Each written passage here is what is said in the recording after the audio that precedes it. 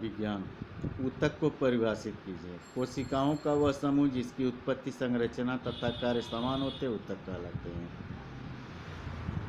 कितने प्रकार के तत्व मिलकर जाइलम ऊतक का निर्माण करते हैं, उनके नाम बताइए। जाइलम एक जटिल ऊतक है। इसका निर्माण 4 प्रकार की कोशिकाओं तत्वों से होता है। पहला वाहिनिका, दूसरा वाहिका, तीसरा जाइलम रेशे तथा जाइलम पैरेन्काइमा।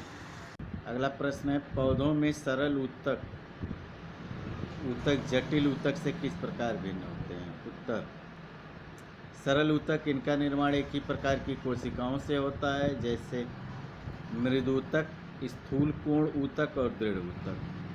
जटिल ऊतक इनका निर्माण एक से अधिक प्रकार की कोशिकाओं से के मिलने से होता है। सभी कोशिकाएं मिलकर एक ही कार्य संपन्न करती, जैसे जाइलम फ्लोएम। सरल ऊतक आधारीय पैकिंग पदार्थ के रूप में होते हैं। जल एवं भोजन संचय करने और तंत्रिका सहायता प्रदान करने का कार्य करते हैं। जटिल ऊतक संवहन ऊतक का कार्य करता है। यह मिलकर संवहन बंडल बनाते हैं और पौधे को यांत्रिक दृढ़ता प्रदान करते हैं। प्रश्न, कोशिका भित्ति के आधार पर पैरेन्काइमा, कालेन्काइमा और स्क्लेरेन्काइमा के बीच भेद स्पष्ट कीजिए। उत्तर, पैरेन्काइमा पतली भित्ति वाली गोलाकार, अंडाकार तथा बहुभुजीय जीवित कोशिकाओं से बना होता है। इसकी कोशिका भित्ति सामान्यतः सेलुलोज की बनी होती है।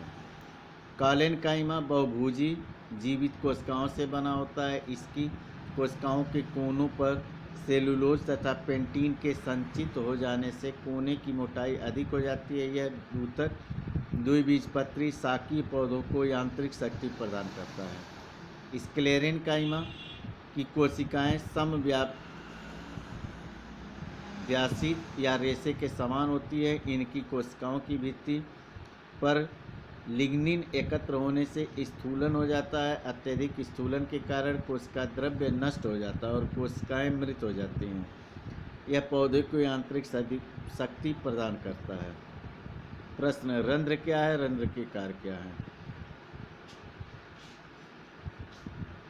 उत्तर, रंध्र के कार्य, इनके द्वारा वाष्पोत्सर्जन की क्रिया होती है।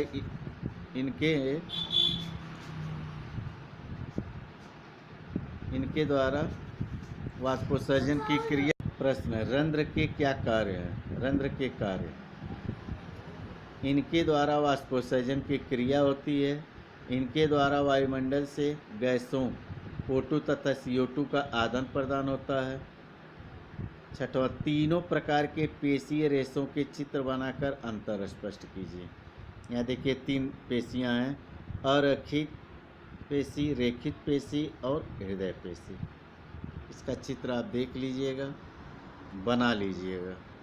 तीनों में अंतर, अरेखित पेशी यह शरीर के आंतरिक अंगों में पाई जाती हैं। रेखित पेशी यह प्रायः अस्थियों से लगी होती है। हृदय पेशी यह हृदय भित्ति में पाई जाती हैं। अरेखित पेशी यह लंबी तर्कनुमा अंतिम छोर तक नुकीली होती है। रेखित पेशी यह लंबी बेलनाकार अंतिम छोर तक कुंद होती है। हृदय पेशी यह शाखा में बेलनाकार होती है। अंतर्विष्ट पट्टियां डिस्क द्वारा परस्पर जुड़ी होती हैं। अरेखित पेशी कोशिका द्रव्य में एक केंद्रक होता है। रेखित पेशी के कोशिका द्रव्य में अनेक केंद्रक होते हैं। हृदय पेशी के कोशिका द्रव्य में प्रायः एक केंद्रक होता है। अरेखित पेशी हल्के तथा गहरे रंग की पट्टियां नहीं पाई जाती हैं। रेखित पेशी में हल्के तथा गहरे रंग की पट्टियां पाई जाती हैं। हृदय पेशी में हल्के तथा गहरे रंग की पट्टियां पाई जाती हैं। अरेखित पेशी, इसमें संकुचन एक ही लय में धीरे धीरे होता है। रेखित में इसमें संकुचन शीघ्रता से और प्राणी की इच्छा अनुसार होता है। हृदय में यह एक निश्चित लय में बिना रुके सिकुड़ती फैलती रहती हैं। अरेखित में ये पेशियां थकान महसूस नहीं करती हैं। रेखी में ये पेशियां थकान महसूस करती हैं। हृदय में ये थकान का अनुभव नहीं करती हैं।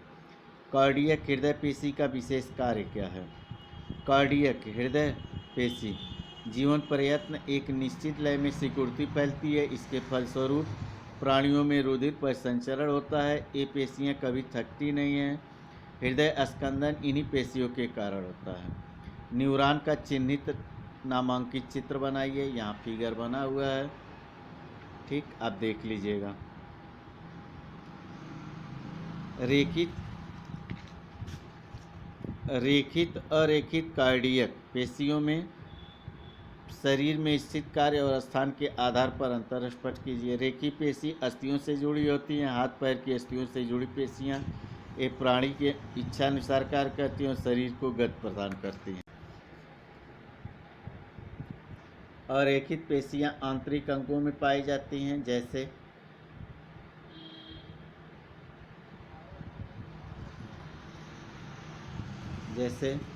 आहार नाल में, मूत्रवाहिनी में, श्वास नली में, रुधिर वाहिनियों में।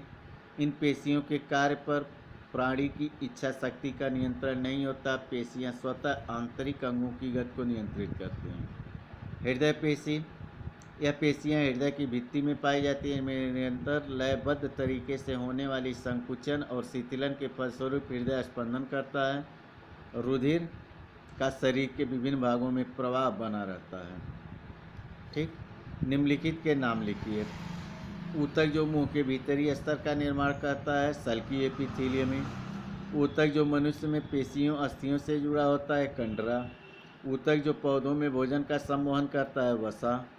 ऊतक जो हमारे शरीर में वसा का संचय करता है, रुधिर और लसिका। वसा का संचय करता है वसा ऊतक।